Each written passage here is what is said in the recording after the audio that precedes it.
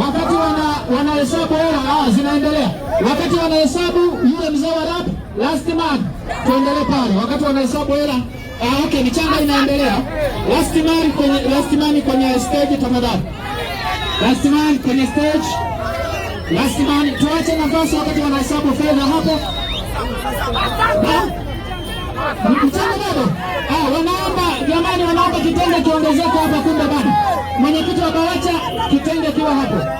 Wakati last man anaendelea hapa. Mwenyekiti wa